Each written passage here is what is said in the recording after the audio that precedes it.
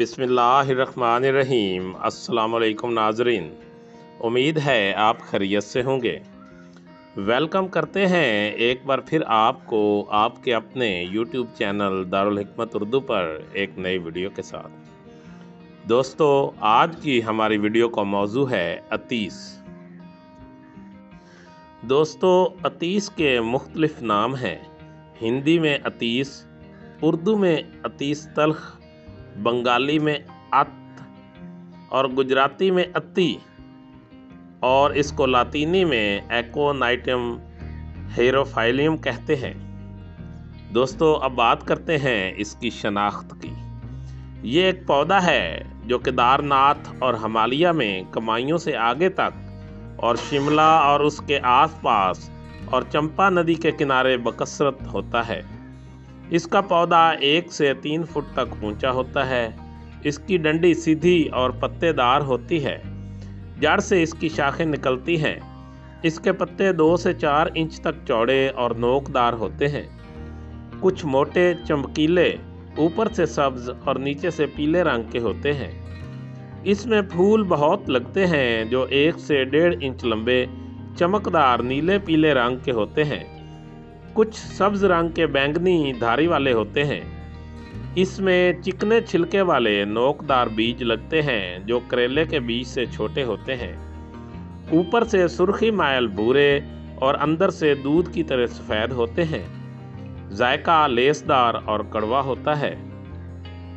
अतीस की जड़ जो ज़्यादातर दवा के काम आती है, आम तौर पर छोटी उंगली के बराबर और 1 इंच से 1.5 इंच तक लंबी होती है। ऊपर से हल्का खाकी रंग या मामूली बादामी रंग, अंदर से दूधिया सफ़ेद और इस पर लंबाई में बारीक बारीक शिकनें पड़ी होती हैं। कहीं कहीं छोटे दाग भी होते हैं। ये आसानी से टूट जाती है।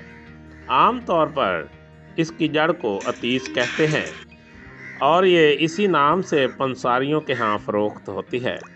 इसकी शक्ल हाथी की सूंड की तरह ऊपर से मोटी और नीचे से पतली होती है। दोस्तों, अब बात करते हैं इसके मिजाज की। अतीस गर्म दूसरे दर्जा में और खुश्क पहले दर्जा में होती है। इसमें रतूबत फजीलिया भी होती है। इसकी खुराक 1 से 2 ग्राम तक होती है। दोस्तों, अब बात करते हैं इसके फ़वाइद की। मलेरियाई बुखारों और बच्चों के लिए बहुत ही मुफीद है और मुख्तलिफ अमराज में कीमती दवा है। इसके ख़वास दर्ज झैल हैं। अतीस बच्चों के बुखार, खांसी, दमा में मुफीद है। खुराक 2-3 माह की उम्र के लिहाज से आधी से 1 रत्ती पीस कर शहद के साथ दें। बड़े आदमियों को भी अतीस 1 ग्राम से 2 ग्राम तक शहद में दे सकते हैं। नंबर 2, पेट के कीड़े। अतीस और बाओबड़ंग हर एक 2-2 ग्राम लेकर ऊपर से बाओबड़ंग 2 ग्राम का जोशांदा पिलाएं तो पेट के कीड़े मर कर निकल जाते हैं। 1 हफ्ता का इस्तेमाल काफ़ी है। नंबर 3, इसहाल। अतीस 2 ग्राम, कड़ा छाल 2 ग्राम सफूफ बनाकर शहद के साथ चटाएं, दस्त रुक जाते हैं।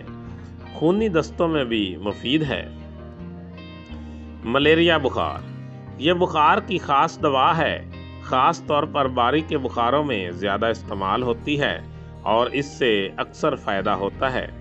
बकदर 1 ग्राम बुखार की बारी से पहले खाना बुखार को दूर करता है और कुनीन के बराबर तासीर रखता है। जिन मलेरियाई बुखारों में कुनीन मवाफिक नहीं आती, इनमें अतीस से मुकम्मल फ़ायदा होता है। बच्चों को इसकी मिकदार बलिहाज उम्र दे। बुखार की हालत में इसका सबूत देने से पसीना आकर बुखार उतर जाता है। बुखार के बाद की कमज़ोरी। बुखार या दूसरे अमराज में कमज़ोरी दूर करने के लिए अतीस मुफीद है। इसकी 2 रत्ती से 4 रत्ती खुराक दिन में 3 बार देनी चाहिए। अमराज जिल्द। अतीस का सफूफ 1 ग्राम सुबह, 1 ग्राम शाम, हमरा अर्के चिरैता इस्तेमाल करने से फोड़े फिंसियाँ दूर हो जाती हैं। खांसी और बुखार। अतीस, नागर मोथा, काकड़ा सिंगी, पिपली, मुलट्ठी छिली हुई सफूफ बना लें, शहद में चटाएं। दस्त, खांसी, बुखार वगैरह के अमराज दूर हो जाते हैं। कमज़ोरी के लिए अतीस, छोटी इलायची और तबाशीर बराबर लेकर सफ़ूफ बनाएं और 1 से 1.5 ग्राम शहद में मिलाकर दें। नज़ला व ज़ुकाम अतीस का सफ़ूफ 1 ग्राम, तुलसी के पत्तों का रस और शहद में मिलाकर दिन में 3 बार दें। अतीस, गिलोय, किस्त शीरी और अफसन 3 हम वज़न पीस कर रख लें।